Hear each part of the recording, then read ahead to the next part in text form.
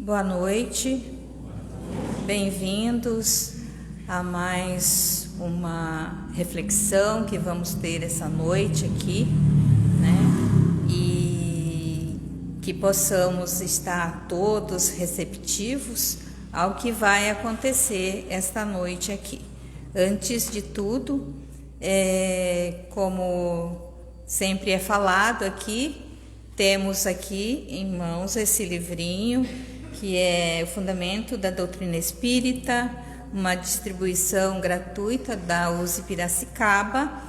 Quem quiser pegar, né, para se informar a respeito do fundamento da doutrina espírita, para que desperte a curiosidade de estudar essa doutrina que nos faz tão bem, que nos ajuda a desenvolver o nosso intelecto moral.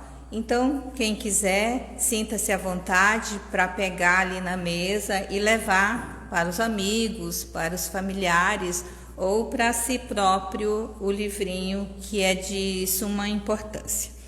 E também no próximo domingo nós vamos ter a nossa feijoada, né? Agora 31/7. Ainda temos feijoada, né, Lu, para vender. Quem quiser, sinta-se à vontade para fazer as suas reservas e pode falar com qualquer um dos trabalhadores da casa que faremos bom gosto em fazer as reservas. Então, dito isso, vamos todos nos unir em pensamento, buscando o melhor de nós, nossa serenidade, nosso silêncio do nosso coração, para que possamos fazer brotar de nós todo o amor possível e que ele seja emanado a todos os nossos familiares, a todos os que não puderam estar aqui, a todos os que se encontram carentes desse amor, desse afeto, que sejam atingidos em seus pontos mais necessários e que esse amor transborde de nós para qualquer lugar onde nós possamos estar. Então, mais uma vez, eu repito que todos estejamos bastante receptivos à reflexão da noite, que vai ser exposta aqui pelo Rogério, que a gente possa levar de tudo o que for dito aqui um pouco e trabalharmos essas reflexões para que nós possamos nos estruturar melhor e possamos desenvolver tudo aquilo que há de bom em nós e podermos colocar em prática no nosso dia a dia com todos aqueles com quem convivemos. Então, que nós sejamos bastante receptivos e gratos pela oportunidade de estarmos aqui nesta noite. Que assim seja. Hoje, então, quem vai falar para nós é o Rogério. Rogério, fique à vontade, o palco é seu.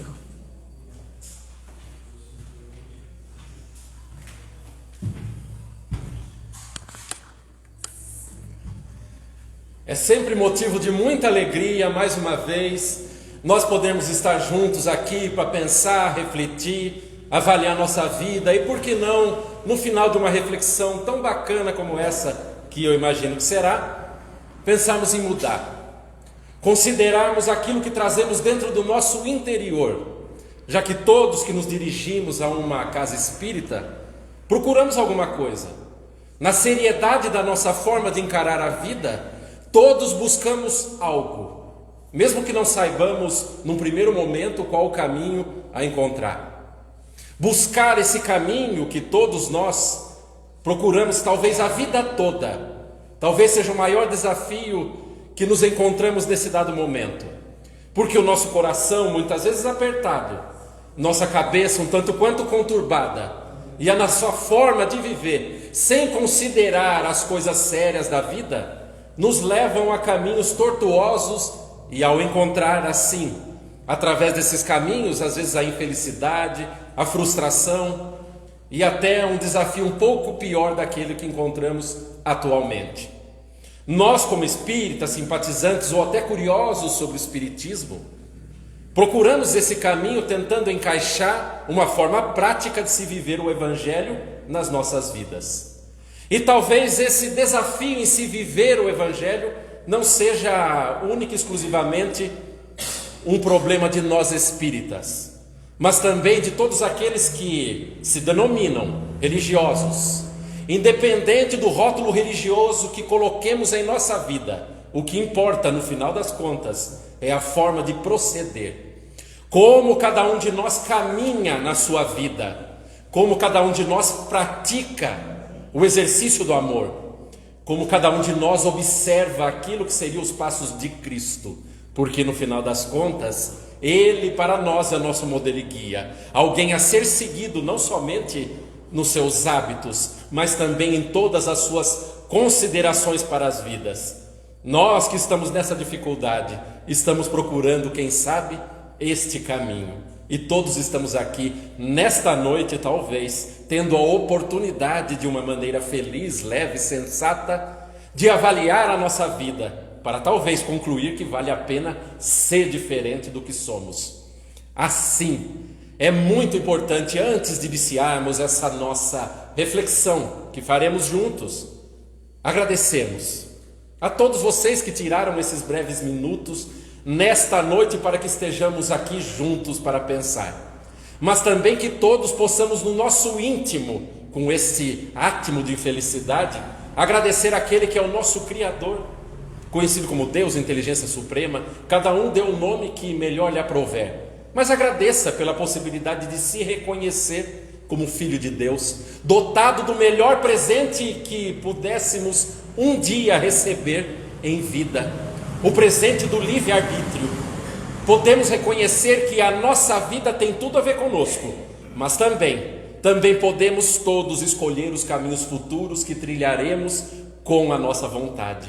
E nesse momento, talvez como espíritas, ficamos até um tanto quanto temerosos, justamente porque reconhecemos que a nossa vida é a nossa responsabilidade. Chega o tempo de imaginarmos que a nossa vida é delegada a um nosso intercessor com Deus, um padre, um sacerdote, seja o nome que for, a nossa vida é nossa. E por isso mesmo o Espiritismo torna-se uma doutrina do otimismo, porque todos nós nos encontramos em situações as mais diversas, difíceis, complicadas, desafiadoras, mas poder reconhecer que nós podemos mudar a situação na qual nos encontramos é motivo de muita felicidade. Mas todos podemos até avaliar que todas as dificuldades as quais encontramos em nossa vida advêm de problemas de relacionamento. Problemas de relacionamento entre pessoas, problemas de relacionamento nos lugares sociais que escolhemos estar na nossa hora de descanso, com pessoas específicas, problemas de relacionamento com criaturas que encontramos todos os dias nos trabalhos que exercemos para o nosso ganha-pão. E às vezes problemas de relacionamento que nos levam a uma vida tão difícil que encontramos pessoas que para nós são problemas muito grandes dentro da nossa própria casa. E por isso mesmo, o convite da noite de hoje é uma reflexão muito apropriada para conversarmos sobre o significado da seguinte temática: a família nos dias atuais ou nos tempos de hoje.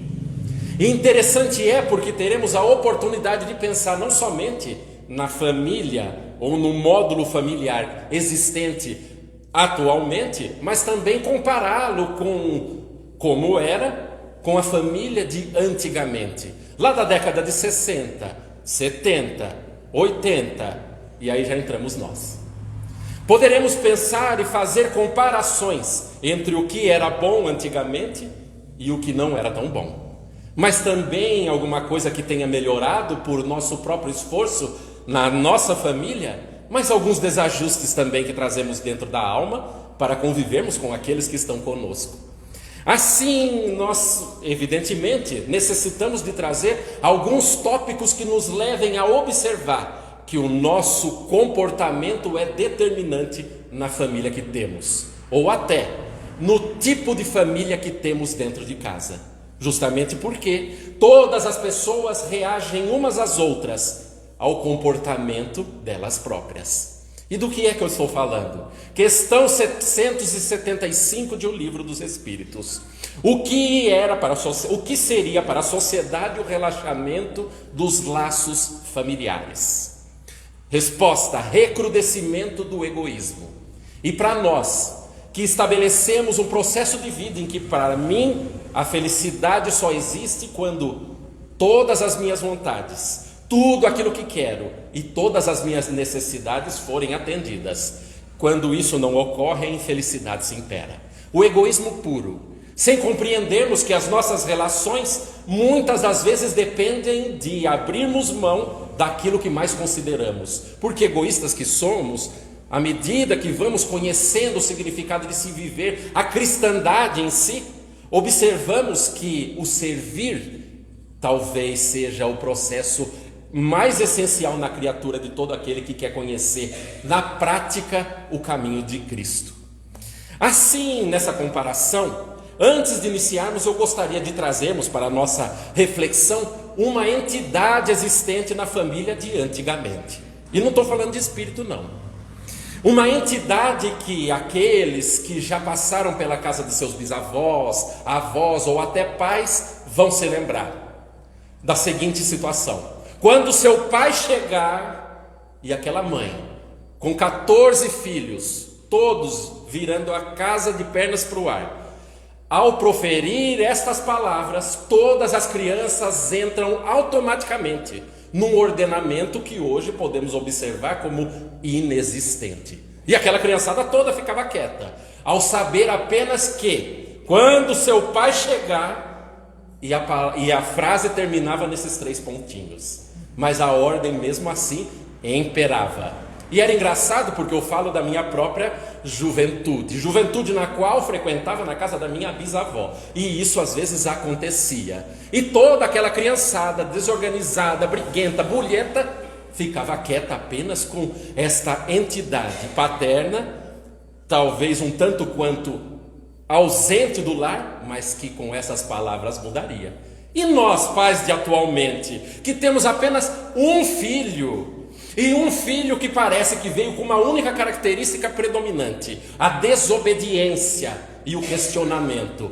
E nós, muito resistentes que somos, aguentamos essa criança por apenas 30 minutos. E ele consegue tudo de nós, apenas com a sua forma de proceder. E a ordem talvez esteja um tanto quanto longe desse comparativo com o que seria a família de antigamente. Mas alguns de nós também poderá comparar. Uma das coisas que acontecia que era fenomenal. Digo por mim próprio. Cheguei um dia na casa da minha bisavó, dei uma olhada na parede que estava um quadro. Eu não sabia o que era um quadro direito naquela época, mas eu vi mais ou menos se fosse uma foto, mas com cara de pintura, meio esverdeada, e 2 pessoas na foto. Uma característica principal dessa foto: 2 pessoas muito sisudas. E eu, criança que era, já observei aquilo e achei um tanto quanto estranho, porque parecia até diferente dos seres que estavam ali encarnados. Parecia até que não existia o sorriso naquela época. Mas foi passando o tempo e cá estamos nós. Quando saímos com aquela pessoa que elegemos para o carinho dos nossos afetos, a nossa namorada, nosso marido, uma pessoa que gostamos, e a primeira coisa que fazemos quando vamos a um restaurante, uma lanchonete, seja onde for, é tirar uma selfie. Mas uma selfie com um sorriso no rosto. Mas não somente uma selfie com um sorriso no rosto, mostrando o lugar onde estamos e mostrando o prato que comemos, e às vezes até o que bebemos, mesmo que por dentro estejamos sentindo uma dor angustiante e uma felicidade muito longe desse sorriso. Essas são as comparações que estamos estabelecendo entre o que era no passado e o que era no presente. Talvez o sorriso seja resultado de um processo de evolução que talvez Darwin uma vez explique. Mas nós paramos para pensar que não somente disso era a vida. Lembramos-nos o tempo de casamento de antigamente como era. Ai, que felicidade se durasse tanto assim. Durava 20, 30, 40, 50 anos se vivesse até tal. E se fosse a rainha de Inglaterra já chegava a 315 tranquilamente. Que felicidade. Bodas de diamante, bodas de titânio. Eu nem sei qual é o número do 300 e pouco. Mas essa é a nossa vida. Mas é engraçado, nós nos questionamos porque os casais de atualmente, meia briga, uma escova de dente torta, uma toalha na cama, é motivo para eu não aguento mais, eu vou embora, eu não aguento nunca mais, minha mãe bem que falou muito mal de você. E aí a gente começa a contar os podres, né? Essa é a nossa vida, sem que a gente se dê conta de como bem proceder e quais os tipos de relacionamento e comportamento cada um de nós deve ter na sua vida para ser uma pessoa melhor. Mas a gente se lembra, talvez, de explicar, tentar pensar e até refletir qual seria a causa desse processo durar tanto tempo antigamente. Amor? Felicidade? Talvez não. Lembramos-nos de que aquela família tradicional, constituída do bisavô e da bisavó, duas pessoas que um dia pegaram na mão e falaram, vamos juntos. E parece que a única coisa que produziram separar foram filhos. 14 filhos. Ai, que beleza. E a gente que faz meio hoje já não aguenta. Esse já é um outro problema. Mas antigamente, por que é que será que durava tanto? Óbvio, se passarmos a estudar pelo retrovisor da história, observaremos que um dos seres que fazem parte dessa construção, desses dois pilares, se anulava por completo, porque assim a educação lhe dizia que tinha que ser. Você vai ser uma esposa, vai ter que se dedicar, vai ter que fazer tudo para o seu marido e obedecê-lo à risca. E a cultura dizia que deveria de ser dessa maneira. E por que não? Todos seguiam, porque até o mercado de trabalho para a mulher ainda era muito fechado. E o tempo ia passando e a mulher em si, independente da sua vontade, anulava-se para que o casamento prosperasse. E às vezes um casamento que era dotado única e exclusivamente de um ditador mor. Uma pessoa que não pautava todas as suas ações no amor. Evidentemente que existem exceções, mas cá estamos fazendo uma contextualização daquela média que todos nós um dia conhecemos e passamos. Evidentemente que a mulher não se tornava uma criatura satisfeita, plena, cheia de vontade como ser humano, mas alguém que se impunha um sacrifício muito grande para que o lar prosperasse, para que as crianças se educassem, para que tudo fosse da melhor maneira possível, porque a educação assim lhe pedia, a sociedade lhe cobrava e até o seu interior dizia que era o mais certo a se fazer. Porque todos faziam dessa maneira, mas evidentemente que o tempo vai passando e nós vamos fazendo por meio da nossa inteligência, contextualizações, mas também avaliações daquilo que não era tanto quanto apropriado no passado. E assim, aquela mulher também assim o fez com o passar dos tempos. Evidentemente que cá estamos nós a pensar na nossa própria vida, porque importante é reconhecer de onde cada um de nós saiu ou veio. Porque muitas das vezes trazemos chagas dentro da alma, dificuldades, traumas advindos da nossa infância, de situações nas quais passamos como crianças, como filhos, com pais extremamente difíceis, muitas das vezes um pai muito rígido e complicado, e da outra ponta uma mãe extremamente controladora. E evidentemente que nós, por meio da nossa avaliação, necessitamos de nos constituir como seres humanos um pouco mais inteligentes que se proponham a uma mudança que nos leve a ser criaturas melhores. Lembremos-nos de situações que eram muito características naquela época. O homem trabalhava e trazia o dinheiro para dentro de casa, a mulher cuidava dos filhos, dos afazeres domésticos e da alimentação. E de repente o dia se passava, o homem chegava muito cansado dentro de casa. Ao chegar, encontrava a mulher, que também o estava esperando e queria colocar o papo em dia, porque evidentemente era muito boa essa conversa para um mínimo de uma boa relação que todos os dois às vezes precisavam. E a mulher falava 40 minutos, fazia uma palestra para o marido que lá chegava. E o marido respondia daquele jeito que toda mulher se sente muito satisfeita. E sentava no sofá a pegar o seu jornal, porque essa era a atividade que lhe interessava. E evidentemente que não só naquele tempo, nós homens ainda carregamos muito daquele homem velho de antigamente, porque ainda não evoluímos e não compreendemos o universo complexo, feminino e bonito do jeito que é, para poder também contribuir com a nossa cota de amorosidade e carinho, para que ela possa também ter atendido às suas necessidades. Nós somos assim. E algumas mulheres experimentam também um marido extremamente comunicativo, como esse nos dias atuais. Eu sei que talvez para cá isso seja um processo apenas de imaginação, mas como eu rodo muitas casas, vou para um monte de lugar, tem vários maridos que são assim. Felicidade daqueles que não estão no ponto de luz, não é? Coitadas das mulheres se elas fossem passar por uma situação como essa.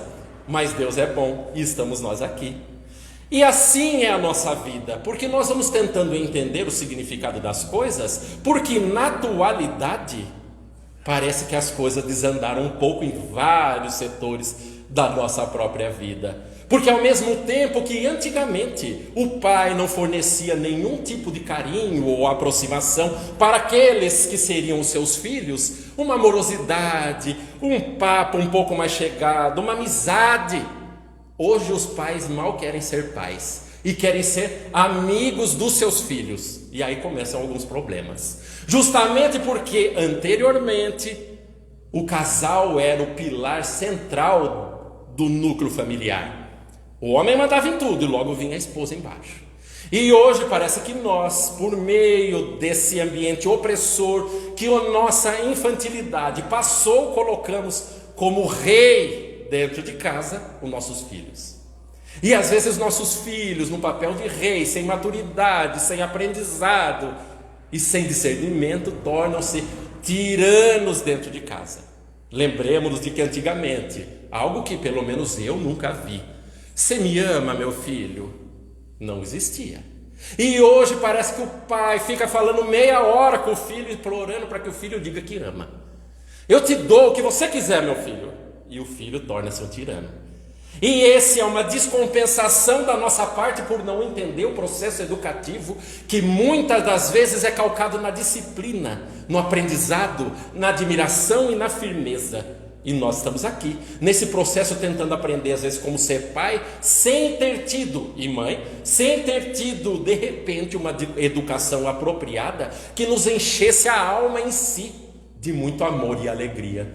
Mas poderíamos também fazer uma contextualização com momentos históricos também que passaram pela nossa sociedade, de 39 a 45, em que a Segunda Guerra Mundial mandou os homens para o campo de batalha, e evidentemente todos deixaram de praticar os seus ofícios nas fábricas nas quais frequentavam, e o campo de produção não poderia parar. E as mulheres foram recrutadas, já saindo objetivamente daquele trabalho doméstico e frequentando ambientes fabris produtivos para que a sociedade não parasse. Mas teve um ponto muito positivo nesta troca de turno entre o homem e a mulher. A mulher começou a sentir um pouco do gosto do trabalho, um pouco da dignidade de ganhar o seu dinheiro por meio do seu esforço.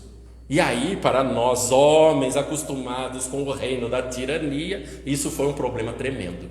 Justamente porque não aceitávamos negociações, não aceitávamos contestações e passamos a ter um revolucionário dentro de casa no papel da nossa mulher, que começou a pensar: quer saber, esse rapaz é meu xaropão, viu? Eu vou tomar conta da minha própria vida, agora que eu posso. E toda a sociedade, à medida que foi mudando o seu contexto psicológico, a forma de trabalho e as interações sociais entre homens e mulheres, experimentou essa liberdade para o ambiente feminino, mesmo que atualmente ainda não estejamos vivenciando-lo de uma maneira completa. Justamente porque as mulheres ainda, estatisticamente, não recebem os mesmos proventos que os homens nos mesmos cargos.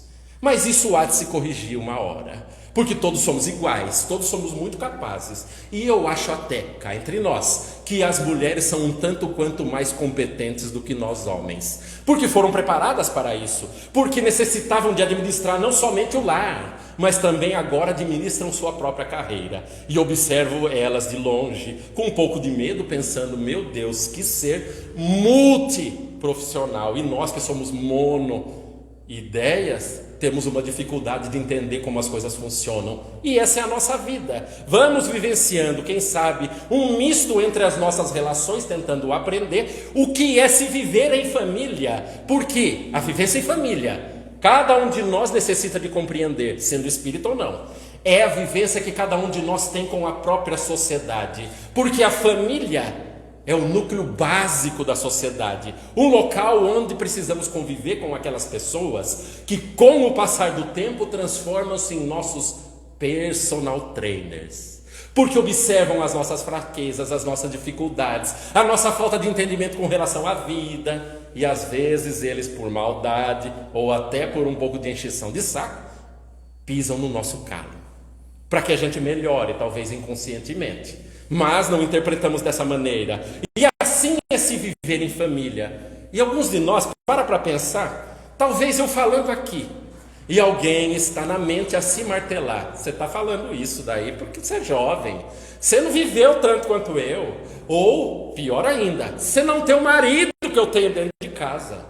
E às vezes a pessoa vem para o centro espírita para ter alguma ideia, alguma rota de fuga, alguma coisa a se fazer, porque o marido dentro de casa às vezes não é nem um bicessor, é um tricessor. E a nossa vida vai se processando dessa maneira para que nós aprendamos a como nos comportar com esses elementos fantásticos que acontecem na nossa vida. E alguns poderiam até avaliar e pensar, poxa vida, mas quer dizer então que se os laços de família, como a questão 775, fossem um pouco afrouxados, a coisa ficaria pior? Ficaria pior. Mas ficaria pior porque a nossa falta de entendimento, a nossa falta de compreensão dos mecanismos da vida, muitas das vezes nos fala mentalmente, interiormente, dentro do nosso coração, sai fora disso. E engraçado é porque até num relacionamento entre casais, em que a gente fala, poxa vida, tudo bem, meu marido é daquele jeito que eu não aguento, eu quero me separar. E a gente fala muitas das vezes isso, e implementa uma ideia como essa, e não é que o negócio fica até bom, porque a gente fala, poxa vida, olha, eu não estava aguentando mais meu marido, chato demais. Separa, e viram amigos melhores do que aqueles melhores amigos que nós encontramos na vida, porque o encaixe talvez não estava correto. Mas alguns de nós encontram-se em situações um pouco mais difíceis, porque marido, a gente dá um tchau e está tudo certo, e esposa também, e assim vai. Mas e pai e mãe? Como é que faz? E essa é uma avaliação que a gente faz assim conosco mesmo, com o coração aberto. Porque às vezes nasce numa família que você não consegue interpretar como é que você nasceu. Você fala, poxa vida, eu estou numa família que são galinhas e galos, e eu nasci patinho, e não tem jeito, e eu não consigo me encontrar. E às vezes o tempo vai passando, muito sofrimento, porque a criança também não entende, passa a adolescência muito conflituosa, briga com todo mundo, não sabe o que fazer, sente ideações suicidas porque quer cair fora da situação. Porque às vezes também os pais não sabem lidar com essa criança, ou esse jovem um pouco mais sensível, que precisa um pouco mais de atenção, como é muito natural, e ele cresce com essas chagas, e essa criança ferida vai para o ambiente adulto dentro da sua própria família. E às vezes quem que vai lidar com essa figura muito feliz? A esposa. Porque encontra aquele ser. E lembremos-nos, façamos esse exercício de avaliação, porque o amor em si marca o nosso sentimento de um processo de felicidade muito grande. Façamos uma pausa na nossa reflexão. Lembre daquele que um dia você falou assim no altar, na igreja, seja onde for, no cartório. Eu aceito. Nossa, dá uma felicidade lembrar esse dia.